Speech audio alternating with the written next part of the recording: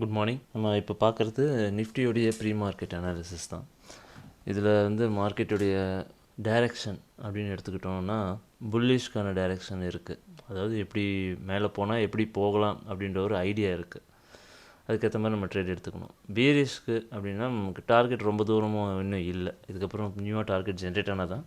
இப்போது பியரிஷ்க்குன்னு பார்த்தீங்க அப்படின்னா இந்த பெரிய லொக்கேஷன் இருக்கு இல்லையா, இந்த ரெட் லைன், அந்த ரெட் லைன் பிரேக் ஆச்சு அப்படின்னா நம்ம வந்து ஃபர்தராக செல்லுக்கு இன்னும் கூட எக்ஸ்பெக்ட் பண்ணலாம்.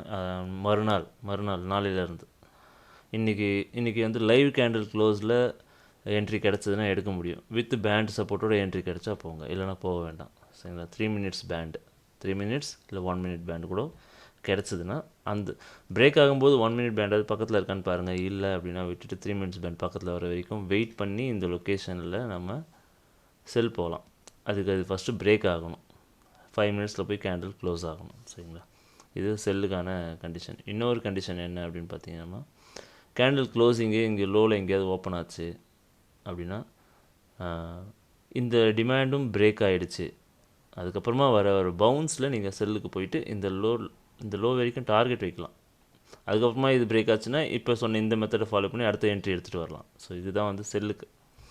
பட் அது நடக்குமா நடக்காதுன்னெலாம் நமக்கு தெரியாது இப்போதைக்கு. அது மாதிரி இப்போ நான் சொன்ன விஷயம் இந்த மாதிரியே நடந்ததுன்னா நீங்கள் இதை ஃபாலோ பண்ணிக்கலாம். இது செல்லுக்கு. இப்போ பைக்கு அப்படின்னு எடுத்துடணும் அப்படின்னா மார்க்கெட் வந்து இதுக்குள்ளேயே ஓப்பன் ஆச்சுன்னு வச்சுக்கோங்களேன், எதுவும் பண்ண தேவையில்லை, அப்படியே வெயிட் பண்ணலாம். ஒன் சைடு போய் பிரேக் ஆகட்டும். பிரேக் ஆகிட்டு இந்த ரெட் லைனை யூஸ் பண்ணி மார்க்கெட் திரும்ப இறங்க ஆரம்பிக்கும்.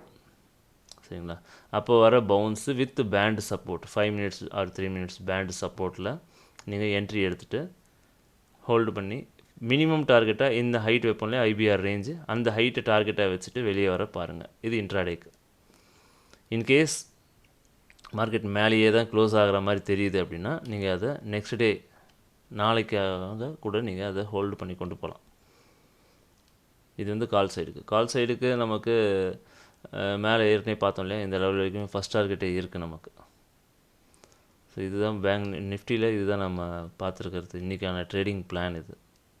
ஸோ இது நீங்கள் இன்றைக்கி தனியாக தான் ஹேண்டில் பண்ணி ஆகணும். நான் இன்றைக்கி கூட இருக்க முடியாது, மன்னிக்கும். சரியா? ஏன்னா என் பையனோட பிறந்தநாள். ஸோ வெளியே போக வேண்டியது, வீட்டுக்கு கெஸ்ட் வர்றது அதெல்லாம் இருக்குது கொஞ்சம், அதனால். சரிங்களா? ஸோ இன்றைக்கி ஒரு நாள் அட்ஜஸ்ட் பண்ணிக்கோங்க.